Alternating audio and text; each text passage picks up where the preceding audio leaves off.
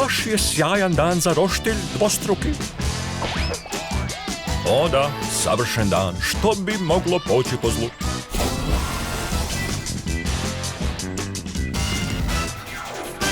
Zar ne fastball? Pa, mogli bismo ispeći kobasice. Miriše sjajno. Ova vrućina me isušuje. Hoćemo li ići? Što vi želite?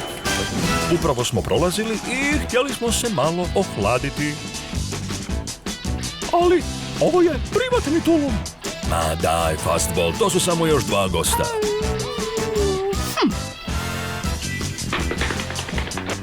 Ali, molim te, pokri se.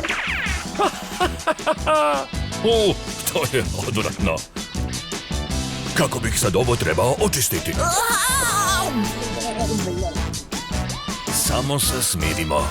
Ne želimo pokvariti dan. Idem otplivati.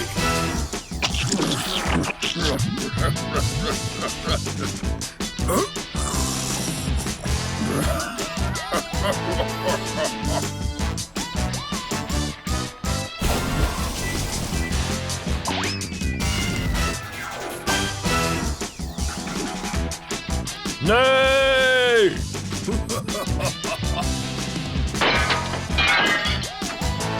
Možeš li ostaviti vodu na miru samo ovaj put?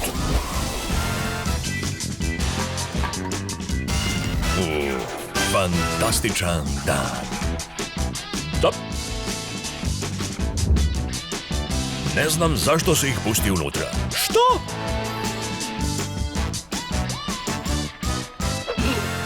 Čekaj, oni su zlikovci. Ovo nije kraj.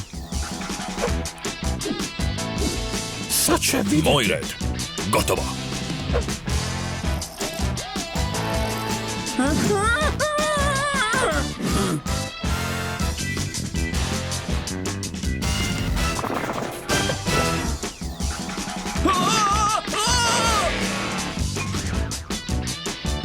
Na kraju, dan nije bio tako. Naravno, rekao sam ti da će sve biti u redu.